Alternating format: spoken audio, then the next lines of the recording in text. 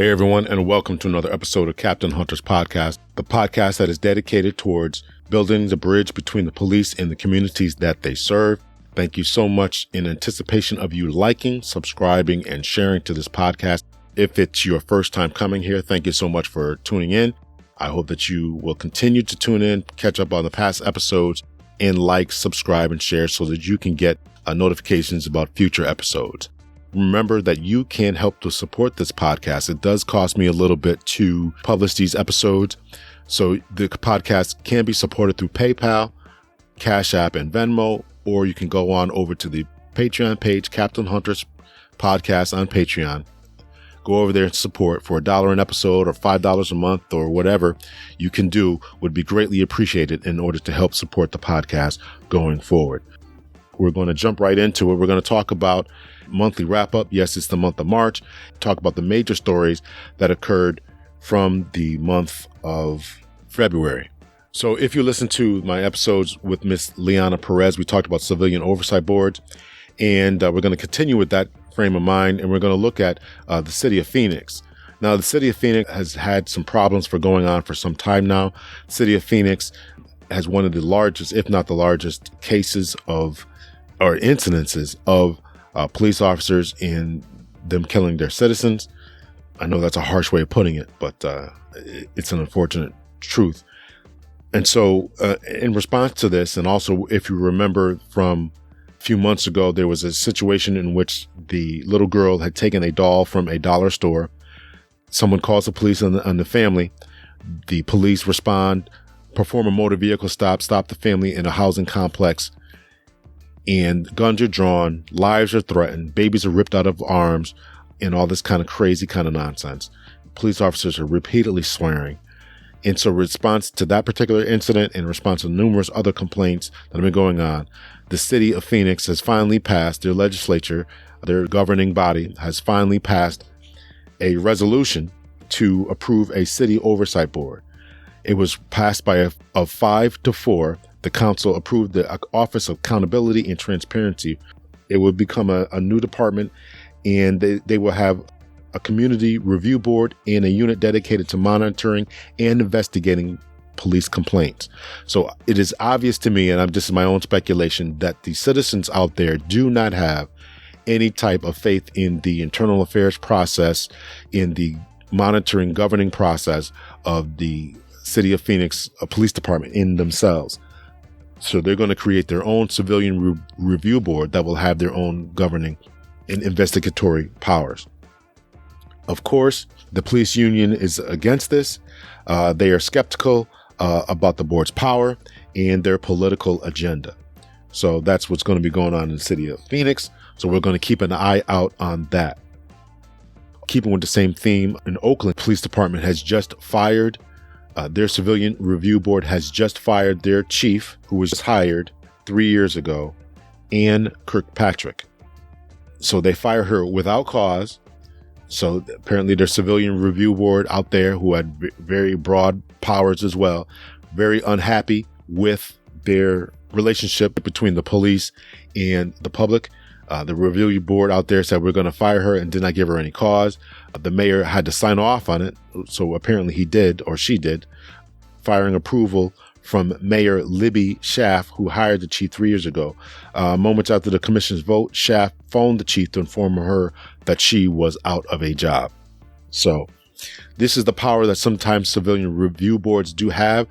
Sometimes they get their way and they're just, laying down the line and laying down the law. And so that is just the way that it is. We started on the West Coast. Let's work our way east here if we can. So let's stop off in the city of Chicago. So the city of Chicago is, I don't understand what their problems are concerning Jussie Smollet, however you say his last name. He was already indicted. He's been indicted again. They brought in a special prosecutor, Dan Webb, to prosecute this case and see if there's any funny business going on. I don't know if this whole thing is about Kim Foxx, the district attorney out there, who the police department, Chicago Police Department, is having some problems with, or if this is about Jussie Smollet. But I can guarantee you having worked in law enforcement for 24 years in a city that is not even half the size of the city of Chicago, that people will come into the police department and lie every single day. I can't tell you how many times we've had to deal with people coming in telling us that their cars were stolen when in fact their husbands had it, or they had given it out for a crack rental or something along those lines. People lie every day. And in many cases, our prosecutors would neglect or refuse to prosecute people like that because they said they want people to come in and tell the truth, and if you set up a culture where you're going to be arresting persons who are lying, then you're going to create a negative impact upon the community. So I don't know what's going on with this whole Jussie Smollet thing, whether it's about him, whether it's about the prosecutor out there, Kim Foxx, but there's certainly something going on out there.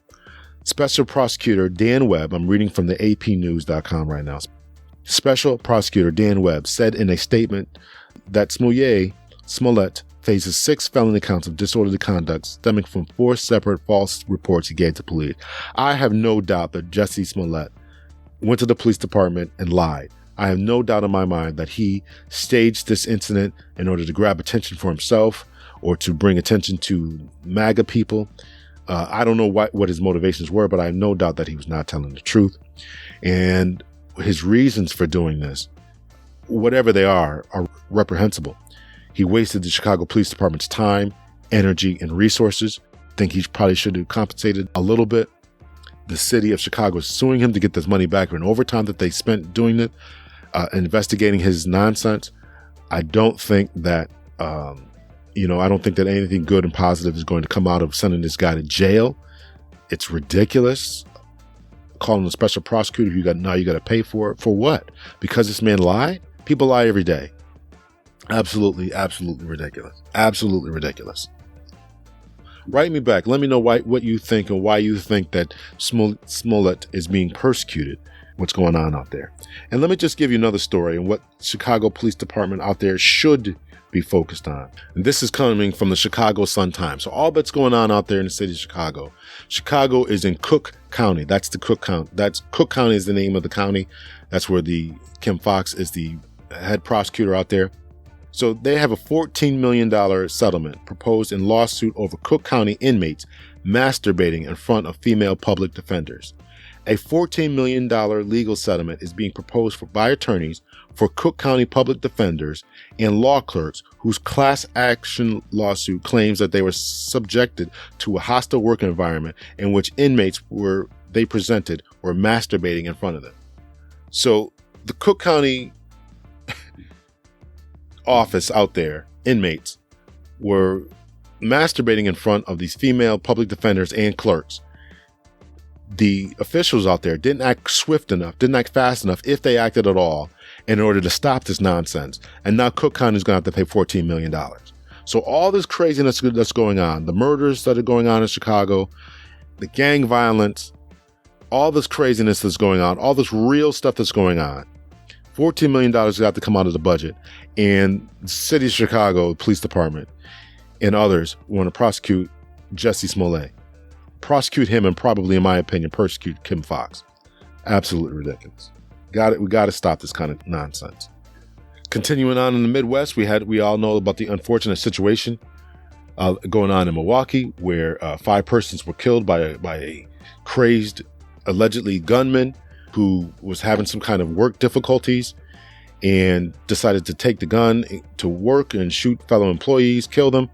Apparently, if you listen to his fellow coworkers, he was having some rough times. CBSNews.com said he was accusing other persons. I believe he was an electrician. He was accusing other persons of going through his stuff, stealing his stuff. So whether he's having some real mental breakdowns, no one knows. But he takes his anger and frustration and possible mental disabilities or mental problems out on his coworkers. And now 5 people are sadly and tragically killed over this nonsense. We really have to do something about gun control, do something to get it under control, because we cannot continue to live in a society in which we are fearful to go to work, fearful to fire people, fearful of what goes on. It's really, really just a very sad and tragic case. I want to talk about school resource officers right now. Please go back and listen to my interview with Ms. Jahana Hayes, the United States Congressman, Connecticut 5th District. Please go back and listen to that episode. She was she very much gave high praise to the school resource officer when she was a teacher at a local high school here in the city that I'm at and that she was at prior to her becoming a U.S. congressman. And so what I really want you to take away from that is the way that she discusses how these school resource officers are supposed to act. Now, I want to play for you the Orlando situation in which a school resource officer is apprehending and placing zip ties on a 6-year-old child at a charter school. Now, I blame a lot of this on the charter school. They should know how to deal with children, know how to deal with difficult students. This is part of your job. And when you call the police, any time that any person, school, private citizen, public business, calls the police, you're calling for the use of force, and this is exactly what you're going to get. And now, so let me just play this for you so you can listen to this. Listen to how the 6-year-old child is sobbing and crying. Okay, she's gonna have to come with us now. Okay, Kai, we gotta go with them, baby girl. Stand up. Okay, come over here. Where are those for? It's for you. Keep your hands, okay? Come over here, honey. No. It's not gonna hurt. No. Okay, No, I don't want handcuffs on. No. Don't put handcuffs on. Please. Help me. Help me. Please. Help me. Let's go. Your grandma's gonna come pick you up, okay? Oh, I was in school. I just saw you. Alright. Come on, let's go. No, please let me go. Okay, come on. You can tell me what happened on the car, okay?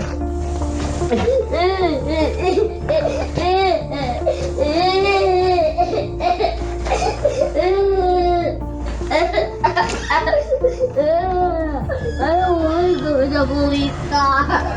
You don't want to? No, please. You have to. No, please. Give me a second chance. No, please give me a second chance. I don't want to do this. No. Please.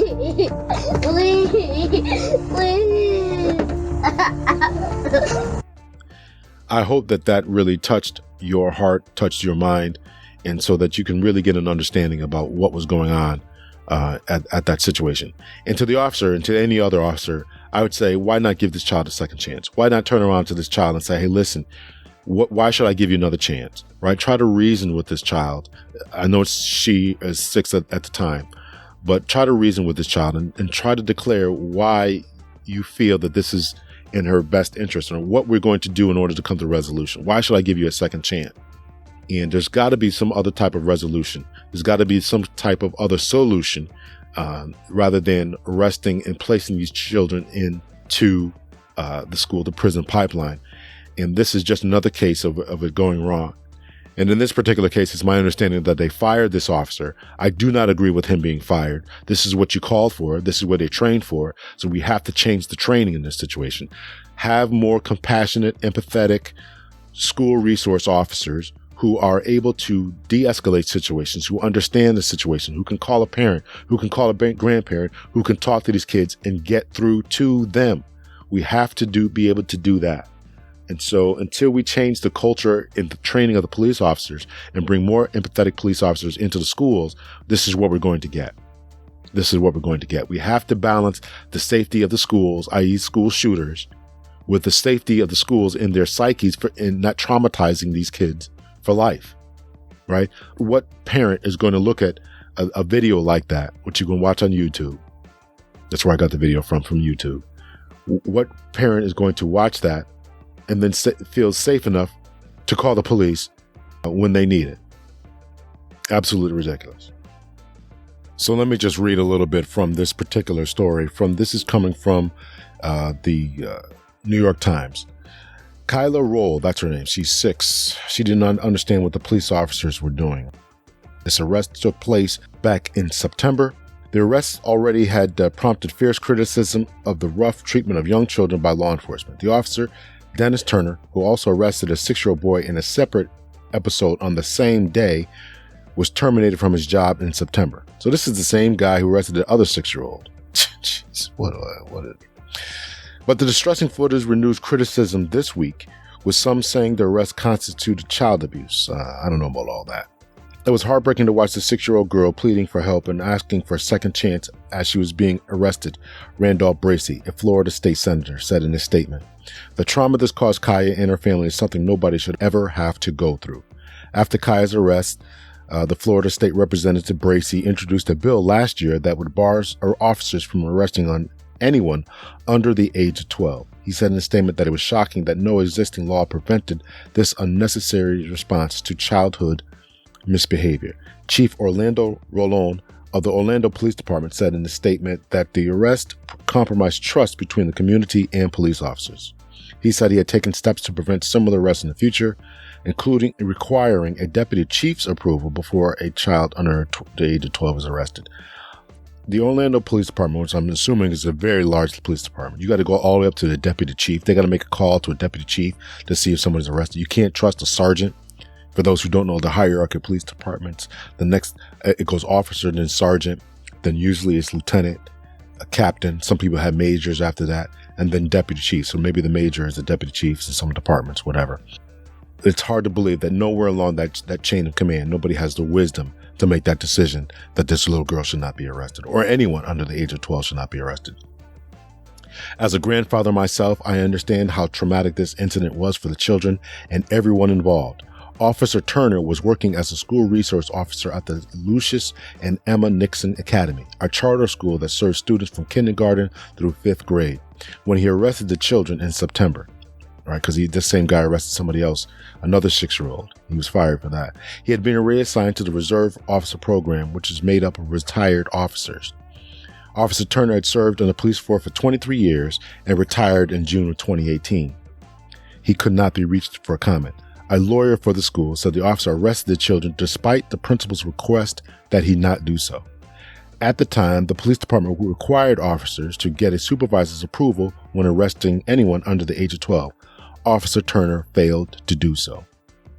Kaya's grandmother, Marilyn Kirkland, stated that on the day of the arrest, she had received a call informing that Kaya had kicked a staff member at the school and that the girl had been charged with battery and taken to Juvenile Assessment Center. Ms. Kirkland said she tried to explain that her granddaughter is dealing with some disorders. This is what Aramis Ayala, the state attorney who serves Orange County, Florida. I refuse to knowingly play any role in the school-to-prison pipeline at any age, Ms. Ayala said at the time. These very young children are to be protected, nurtured, and disciplined in a manner that does not rely on the criminal justice system to do it. So there were policies in place, and this officer just didn't do it. Crazy. Along the same lines, an Arkansas school resource officer has been suspended after video showing him choking a student. This comes from Reason.com. You see this guy, this big, strong police officer from Camden, Arkansas, choking out a student, picking him up. The officer's name is Jake Perry. He's got his arm around the Cameron Fairfield High School student's neck, choking him out, lifts him off the ground, talking in his ear. He's only been an officer for 2 or 3 years. He's just recently been assigned as a school resource officer. Obviously, this new officer who's only been there maximum 3 years does not need to be in the schools. Again, this is the training. Again, this is the decision to place this officer in that school situation has to be questioned. We have to question the implicit bias training that officers are getting. Are you used to working with other students? Of course, this officer's white and this kid is black. How are you viewing this kid? Are there any implicit bias issues, explicit bias issues? What is going on here in the minds of these people? And so, again, I'm going to say the same thing as the previous story. What type of empathetic training, sympathetic training, patience training, what type of patience do they possess in and of themselves in order to be in this line of work, to be able to deal with kids, right? It takes a special type of officer to be a school resource officer, just like it takes a special type of officer to be on a dive team or to be on a SWAT team, to be on the hostage negotiations team. It takes a special type of officer to do these types of jobs, and we have to be able to put pegs in round holes, and that's what it's going to take. Let's continue. Let's stay out there in the Midwest. This is a story that happened last year, but the lawsuit has just been filed this year. This comes from the New York Times. Officer pointed gun at black college student's head, lawsuit says. Now, we could always read stories like this, but I really want to speak to the heart and minds of any young persons who's listening to this. And if you have children, make sure that you listen to this story. Jalen Butler and his Eastern Illinois University swim teammates were returning from a championship tournament last year in Sioux Falls, South Dakota, when their bus driver pulled off Interstate I-80 near a rest stop in East Moline, Illinois.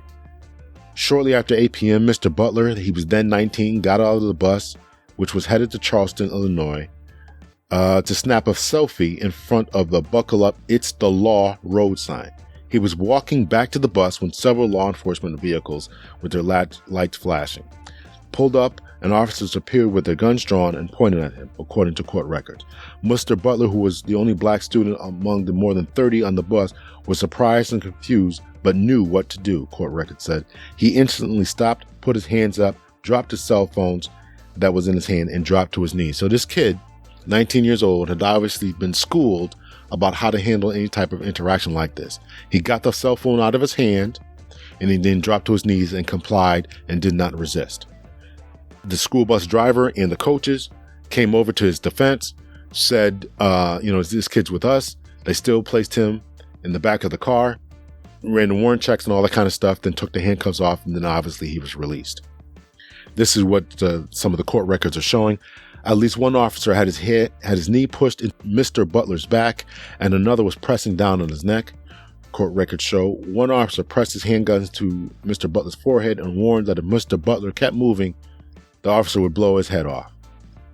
The bus driver and coach got out of the bus and told officers that Mr. Butler was part of the swim team. They patted him down and then eventually moved the handcuffs. This incident happened almost last year, February 24th, 2019. Mr. Butler is now suing 3 separate police departments: the Hampton Police Department, East Moline Police Department, and the Rock Island County Sheriff's Department, all 3 of these departments. So apparently, as the chief is going to go on to say, that they had been searching for a gunman who had shot at a vehicle on Interstate 80, and that was not far from Mr. Butler was. Now, the chief, according to this New York Times article at the time, did not elaborate on the description of the person they were looking for. So, lo and behold, it seems as if they just stopped this black kid. Now, of course, if the gunman, the original gunman, was a young-looking black kid, black male, then of course what they did was completely justified. No problems or issues with that. But he, in the article that I read, did not give a description as to what he looked like. So, but 3 officers, 3 separate police departments are looking into this. And so, listen, I really wanted to highlight this story because I want to show that you can't resist this kind of stuff, right? You're outnumbered, outgunned. Get the stuff out of your hand. Do not resist. Get to your knees and present and do whatever commands that they're telling you. And if the incidents that are happening are excessive force, and which Mr. Butler is now alleging, then you will live to tell about it and you will live to sue about it.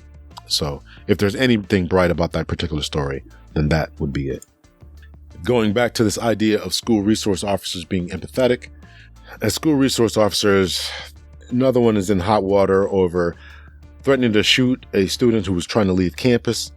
Apparently this kid was trying to leave campus, said he had an orthodontist appointment and that when he returned, he would have a school note. Now, there's a lot wrong with the story.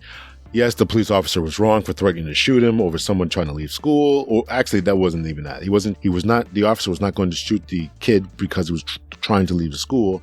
He was going to shoot him if he continued to advance the Ford F-150 truck that he was driving, that this young student who was 17 was driving, and if it came in contact and struck the officer, that's what he was going to shoot him. Again, it takes empathy, sympathy, compassion, patience, and thinking about what's going on. If the kid wants to leave the campus, then write him up, right? We're going to shoot people over this. We got to use our head as a school resource officer. Call his parents, see what the story is, and take other measures and methods rather than threatening to shoot people. Now you're going to be placed on leave, and now you're in hot water. This story's made national attention. You got to make better decisions.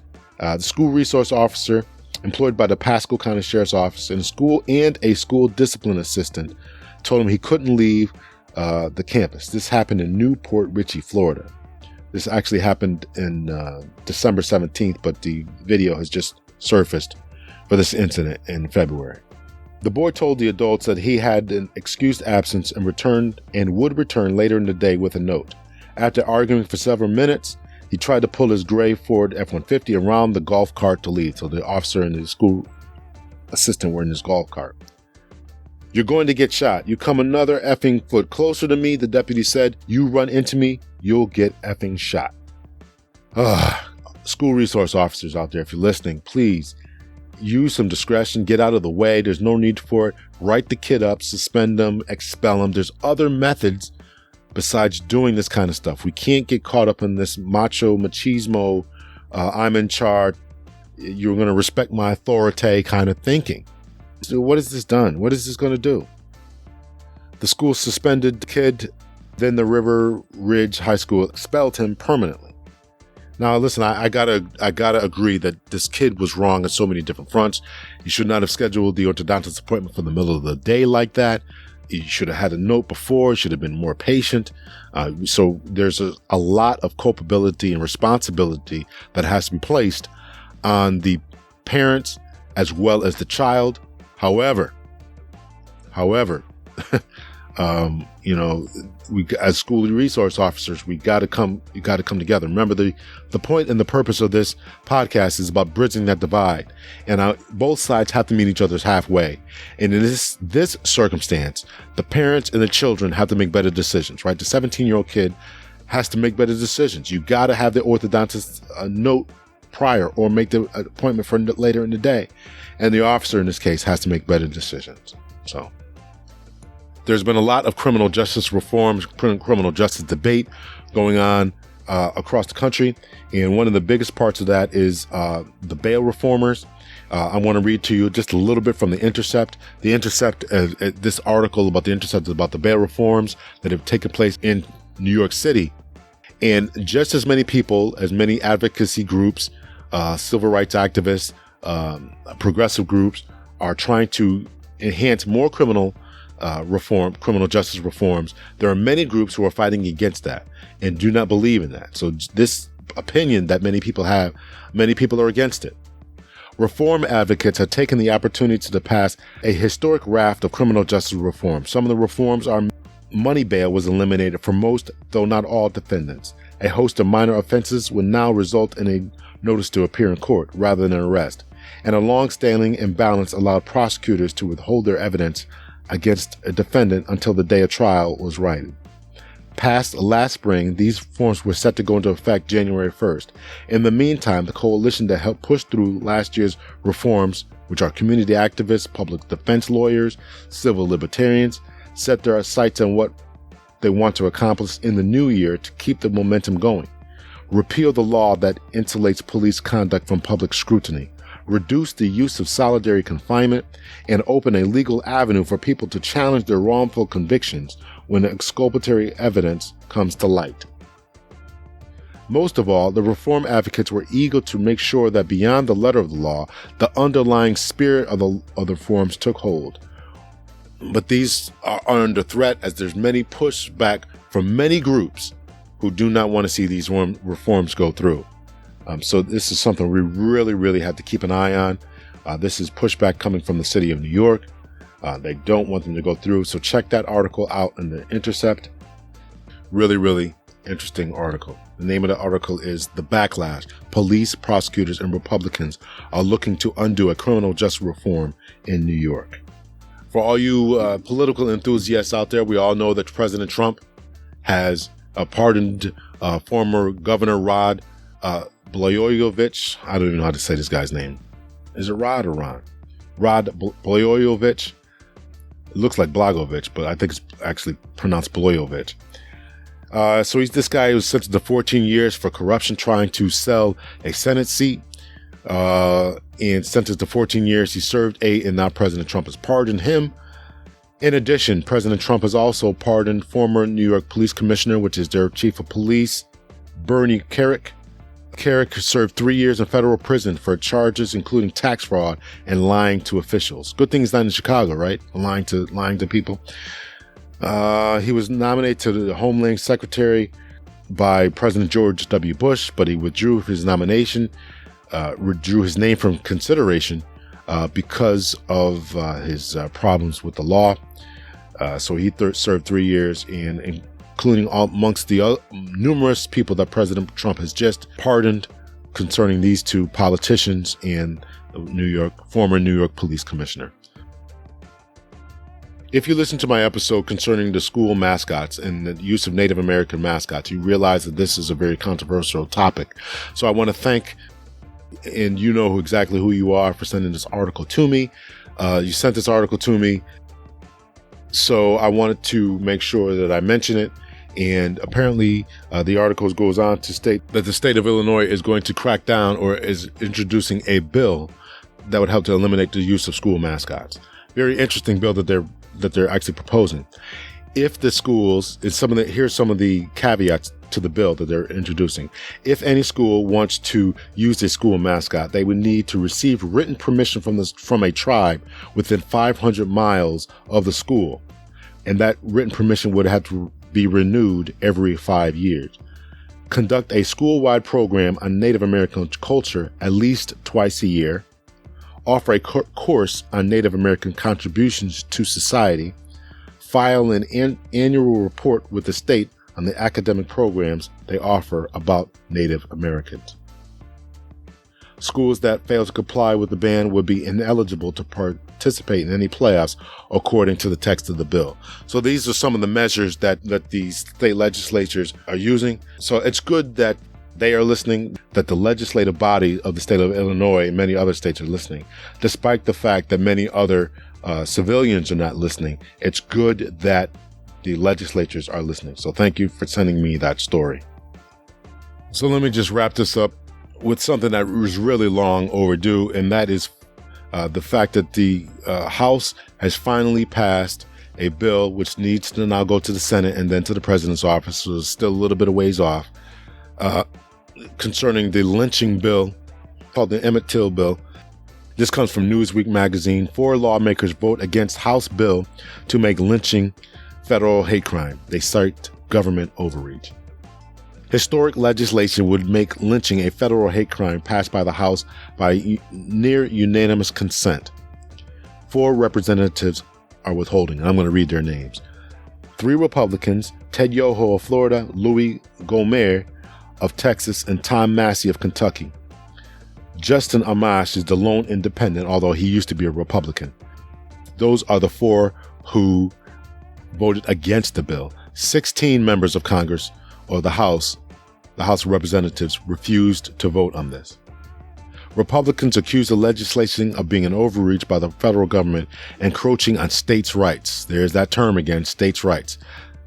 The legislation, if enacted, would add lynching to the list of current criminal civil rights violations. Further down in the article in Newsweek.com, it says, previous attempts by Congress since 1900 to pass similar legislation repeatedly failed. The Senate approved a similar measure by unanimous consent in February 2019. But because of minor discrepancies, the Senate will need to vote on the House in order for it to land on the president's desk for approval. If the measure becomes law, violators face substantial fines and or jail times. Between 1877 and 1950, the Equal Justice Initiative estimates that more than 4,000 black people were lynched in dozens of states: Alabama, Arkansas, Florida, Georgia, Kentucky, Louisiana, Mississippi, North Carolina, South Carolina, Tennessee, Texas, and Virginia. Notice what it says, more than 4,000 black people. Black people were not the only one lynched. A little black history for you. Black people are not the only one lynched. There's been records of course, Native American persons, Italian persons, Jewish persons, all lynched. So these barbaric practices are not isolated to black people. The bill, the Emmett Till Anti-Lynching Act, was written after the 1955 racist murder of a black teenager in Mississippi, which spawned civil rights action. This legislation will not erase the stain of lynching and racist violence, but it will help shine the light on truth on the injustices of the past so that we can heal our nation and build a better, safer future for all of our children, House Speaker Nancy Pelosi said on the floor.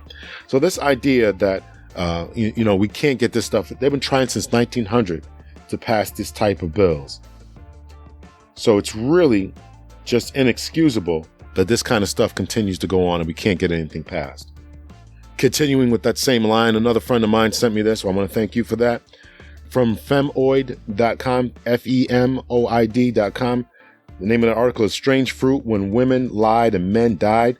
History's interjection to the notion that Me Too accusers are incapable of lying or being motivated by malice or financial gain. So this idea, and I just mentioned the Emmett Till, the 14-year-old boy in 1955 who was accused of whistling at a white woman. The white woman has since recently recanted and said she was lying about it. Nevertheless, she made these claims.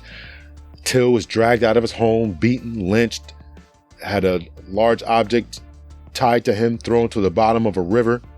They did this to a 14-year-old boy for just whistling at a white girl. This idea that women don't lie, and it's just crazy.